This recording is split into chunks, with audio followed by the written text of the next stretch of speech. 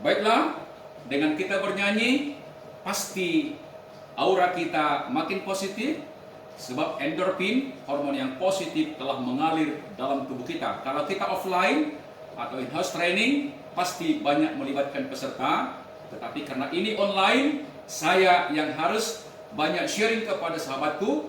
Anda mendengar, tetapi Anda juga hendaklah rela untuk berlatih supaya dikuasai materi ini. Sekarang kita masuk kepada pembahasan modul pengantar etos kerja. Sahabat profesional, peserta pelatihan, sebelum saya menjelaskan tentang pengantar etos kerja, saya sarankan kepada sahabatku, coba tuliskan arti etos kerja menurut Anda sebelum instruktur menjelaskan arti etos kerja. Satu. Yang kedua, mengapa etos kerja mutlak diterapkan di perusahaan atau di pemerintahan? Tiga, apa manfaat etos kerja profesional atau etos kerja unggul bagi seorang karyawan dan perusahaan atau seorang pegawai atau pejabat negara? Silakan, saya kasih waktu 5 menit untuk menuliskan jawaban pertanyaan yang sudah saya bacakan. Silakan.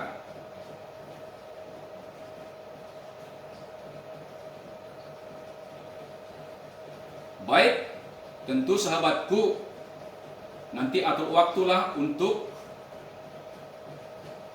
memberikan jawaban supaya mudah nanti menerima presentasi saya ketika menjelaskan ketiga hal ini. Nah, yang pertama, mengapa etos kerja unggul atau profesional mutlak diterapkan di perusahaan atau di pemerintahan? Jawaban yang pertama, setiap manusia adalah homo faber. Artinya, setiap manusia dilahirkan adalah manusia kerja. Ada satu ungkapan mengatakan, tidak ada orang yang miskin, yang ada adalah orang yang malas. Tidak ada orang yang sejahtera, yang ada adalah kerja keras.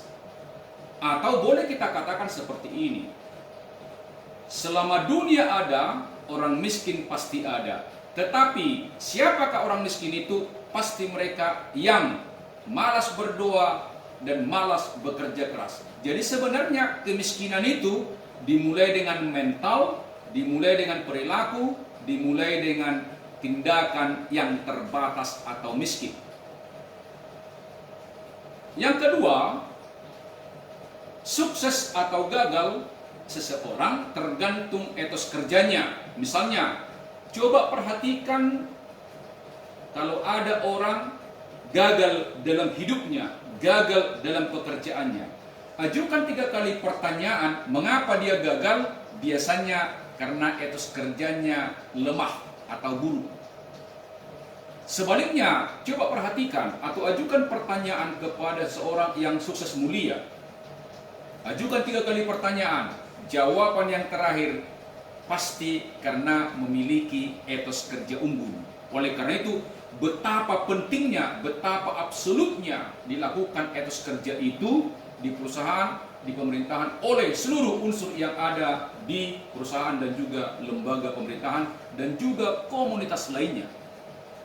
Yang ketiga, berdasarkan hasil riset dari Harvard Business Review, 68% konsumen pergi meninggalkan bisnis kita atau produk kita karena perilaku karyawan mengecewakan ketika bertemu dengan pelanggan tersebut. Yang keempat, dahsyat lagi nih hasil risetnya.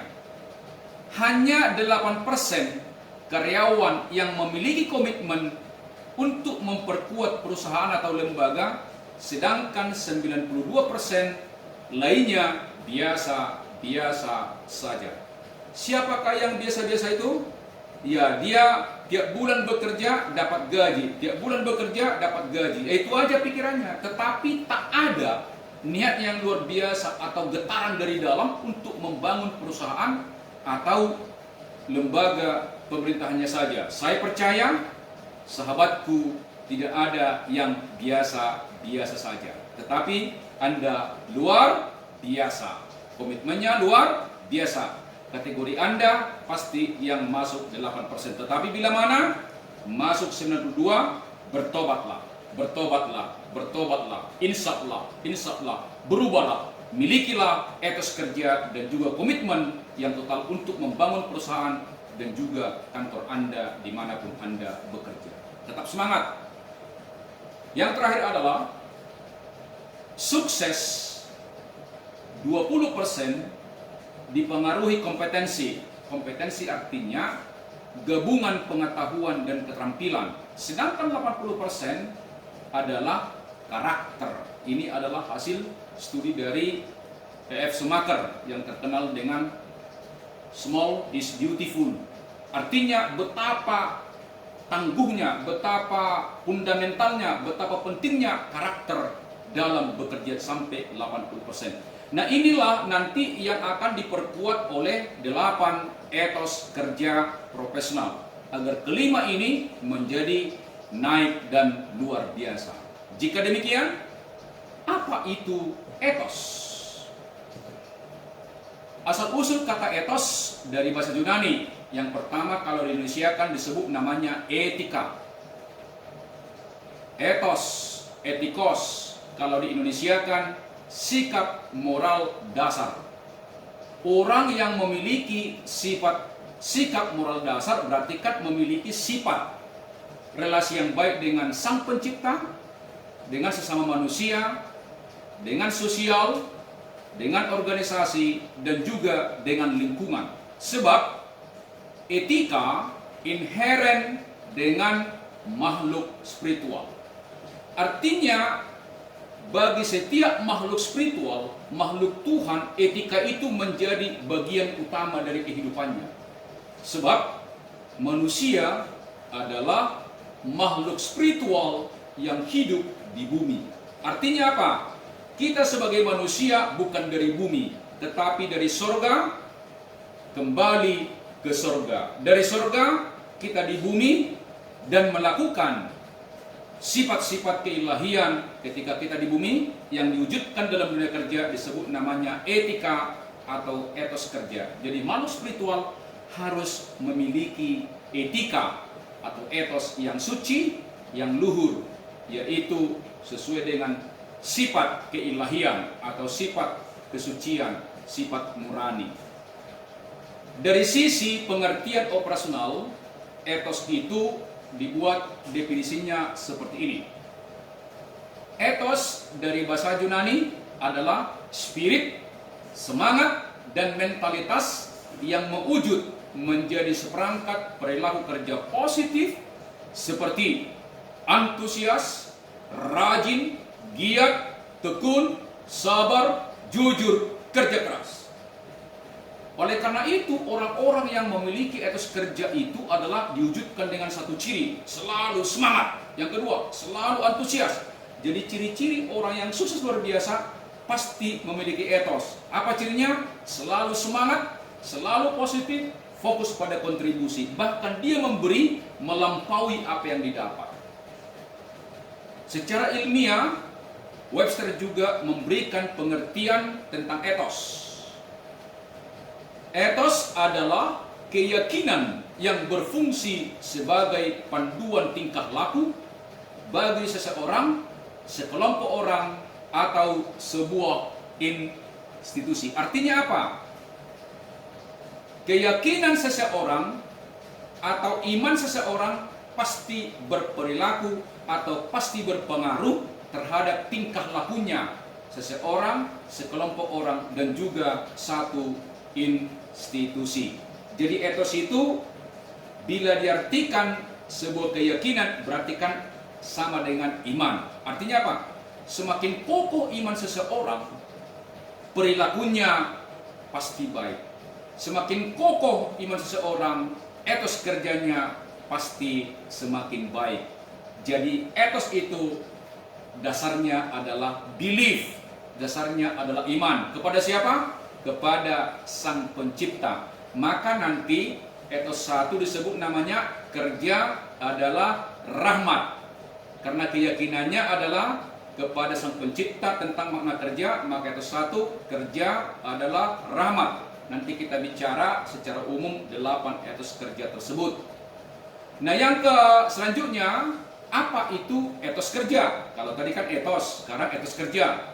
Etos kerja menurut Pak Jansen Hulman Sinamo, yaitu guru etos Indonesia dan penemu 8 etos kerja ini, dibuat definisi seperti ini. Etos kerja adalah perilaku kerja positif yang lahir sebagai buah dari keyakinan dan komitmen total pada paradigma kerja tertentu. Artinya apa? Ketika orang melakukan pekerjaannya digerakkan oleh perilaku kerja positif sebagai dorongan dari imannya dan dilakukan dengan totalitas atau komitmen total. Sekali lagi, mari kita ulang. Etos kerja adalah perilaku kerja positif yang lahir sebagai buah dari keyakinan dan komitmen total pada paradigma kerja tertentu. Yang dimaksud dengan paradigma kerja adalah memaknai pekerjaan itu dari sisi keyakinan atau dari sisi iman dan melakukannya pun dengan totalitas. Itu etos kerja menurut Pak Jansen Sinamo. Menurut instruktur Mr. Spirit, etos kerja profesional adalah perilaku kerja yang digerakkan nilai spiritual atau sifat ruhania dalam melaksanakan pekerjaannya. Artinya apa? Dia melakukan pekerjaannya digerakkan oleh nilai spiritual atau ruhania. Bukan digerakkan oleh uang, bukan digerakkan oleh jabatan, tapi digerakkan oleh nilai spiritual, digerakkan oleh nilai ruhaninya.